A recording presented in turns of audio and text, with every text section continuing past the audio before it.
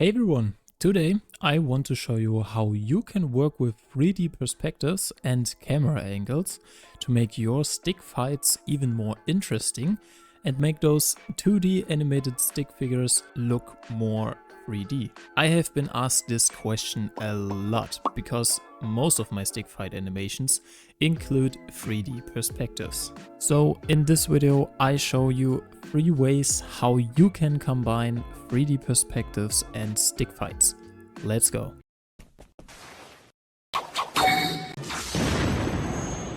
Okay, let's start with the bird's eye view. The camera looks at the stick figure from above. You only see the head, arms and legs, especially when they move. Something that can help you to understand what a stick figure looks like from above, for example, is to get a Lego minifigure or other figures and look at them in real life from above. The practical thing about a Lego or action figure is that you can move the arms and legs, so you can also see how you have to draw different movements. And now let's animate it. First I'll animate the black figure. As I said, I only draw the arms and legs, and then at the end I add the head. As you can see, I draw the legs smaller when they are closer to the body. You can see them less and less because they are right under the body, and this is because the camera is looking at the stick figure from above. While I was animating this scene, I tried to imagine what it would look like from above when the stick figure takes a step forward and then throws a punch.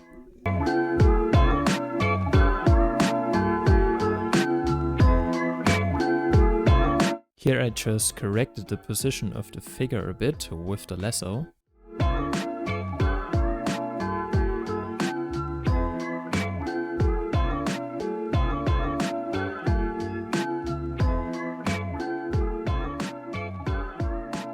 And now I started animating the red stick figure, and it was pretty easy because they are pretty much having the same movement.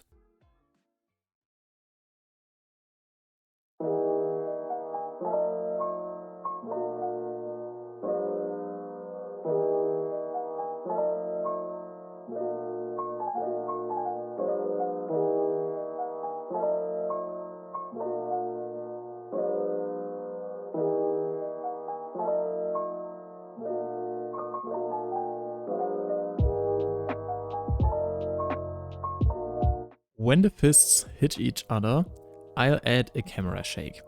I copy this frame a few times. I then use the lasso to move the figures downwards in one frame and upwards in the next frame. And this basically creates a camera shake. I would also like to show you what a shockwave looks like from above. This also gives the clash of the stick figures more impact. First, I use a gray color to draw a few small strokes.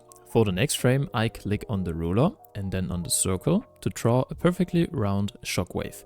The center of the circle should be the fists hitting each other. Then I draw another large circle, and in the next frame I only draw a few parts of the shockwave and a few larger lines. I then increase the size of this, and in the previous frame I also increased the size of this circle.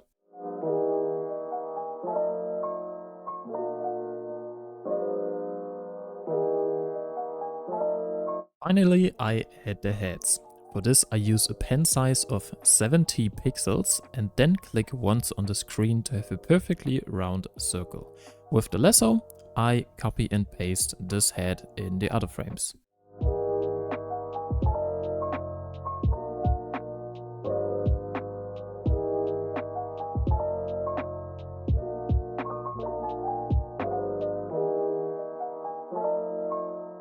And this is what our first camera angle with the bird eyes view looks like.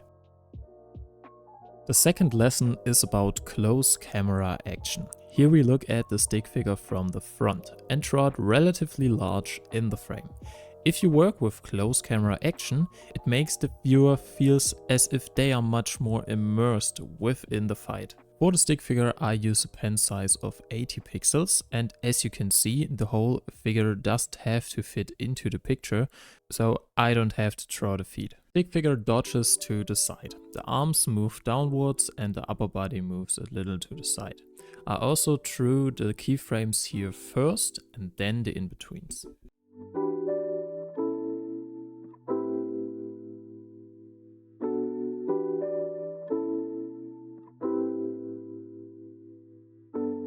After the stick figure has dodged to the side, it lifts one leg and swings out for the kick. The camera moves down to focus more on the legs and the kick. For this reason, I now draw the stick figure higher up in the picture, so that you can now see the feet, but not the head anymore. Make sure that it is a smooth camera movement, so slowly draw the stick figure frame by frame higher and higher up in the picture. Here I just draw some extra in-betweens to make the movement a little bit more smooth.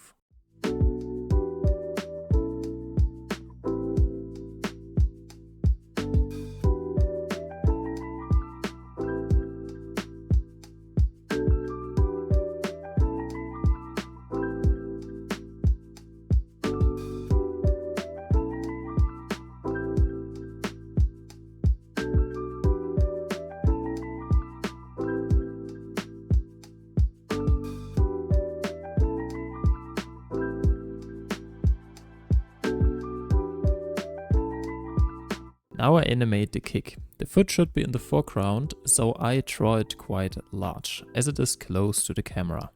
I draw the leg smaller and smaller the further away it is from the camera or the foot. Here you can also see that the body is drawn smaller than the foot because it is further away from the camera.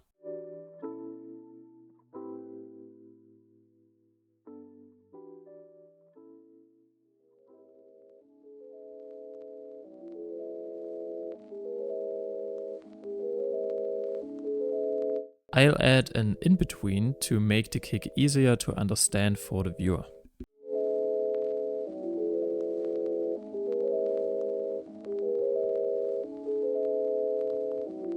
Then of course I also add the head.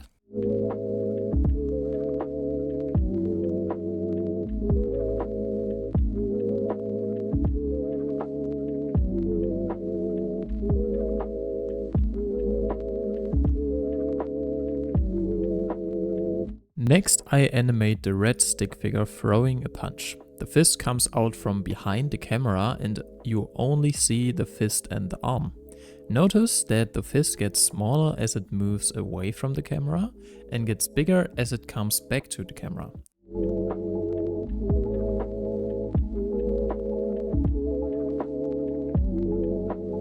You can also see that I draw the arm thinner the further away it is from the camera.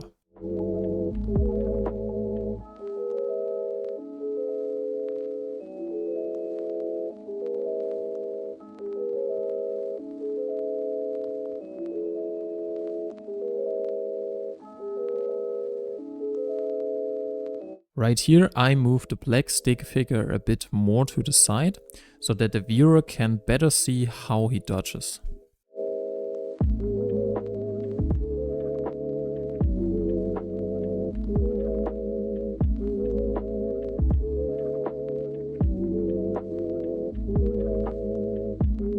Then I draw how the red stick figure blocks the kick. I use a pen size of 140 pixels for the figure. I also used a slightly different red for the figure's head, so that the viewer can recognize the head more easily.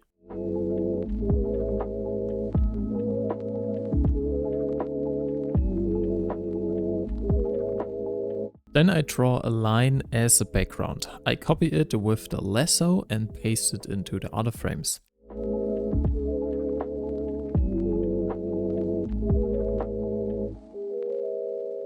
I then always move the background upwards when the camera moves downwards, and move it downwards when the camera moves upwards again, or when the camera zooms out.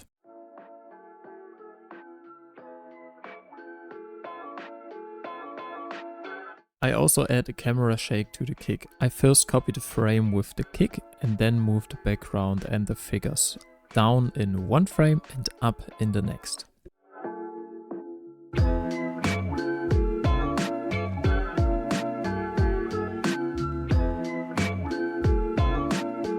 After the kick, the black stick figure moves his foot back down and throws a punch. So let's animate that.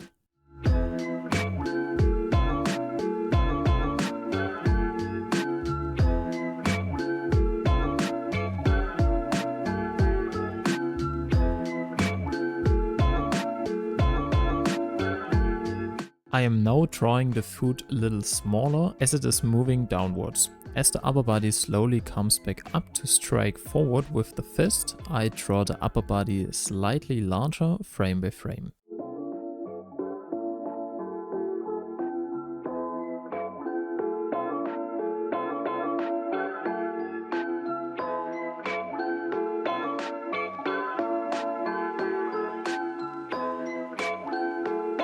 When the punch is executed, you also need less in-betweens, so that the punch has more speed and impact. And you can also see that the arm in the foreground is significantly larger, of course, because it is closer to the camera.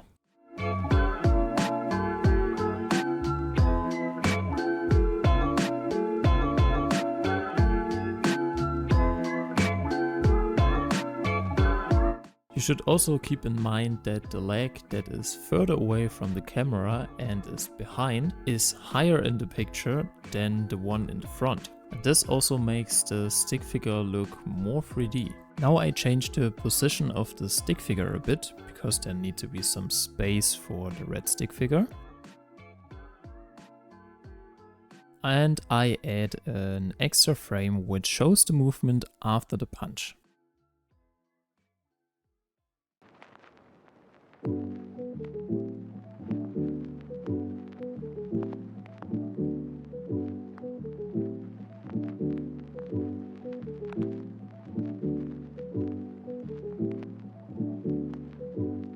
And I'm adding the head here again. Make it bigger the closer the stick figure moves to the camera.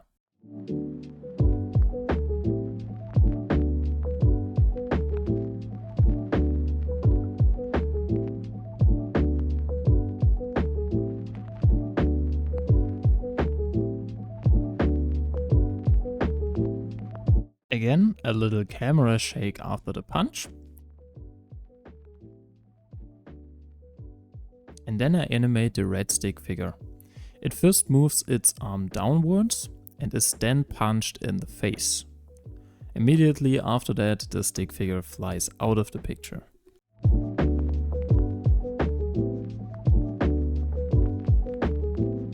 When the red stick figure flies out of the picture, I added some small lines.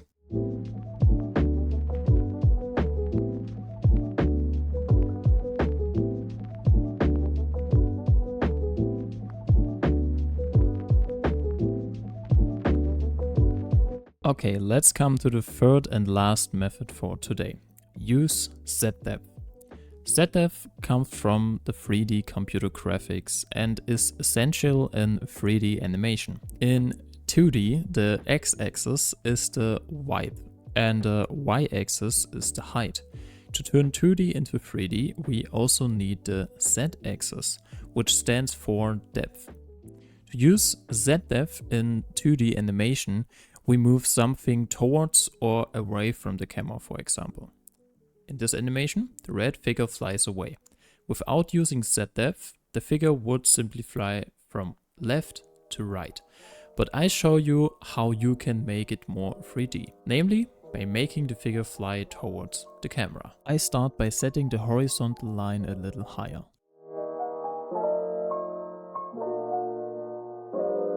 Then draw the red stick figure relatively large and more to the left, as the camera is looking slightly from the side at the stick figure here. You can also see that the leg in the foreground is slightly larger and also stands lower than the other leg, because it is closer to the camera. Then we draw the previous frames. Here the stick figure must become smaller and smaller and also be further and further to the right of the frame.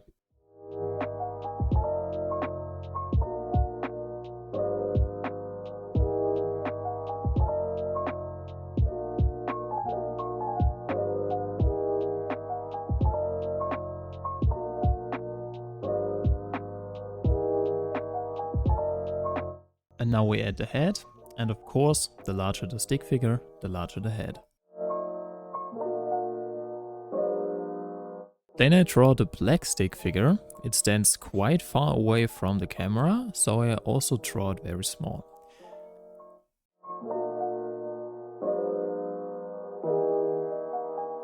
And at the end, I change the position of the head of the red stick figure, so that it looks more like it was a hit in the face.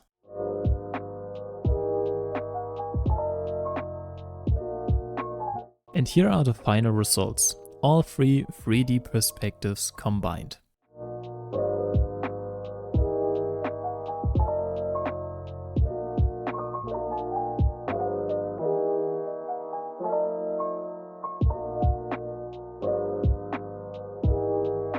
Feel free to write your opinion about the tutorial or the animation in the comments. I hope you could learn something new, and bye bye.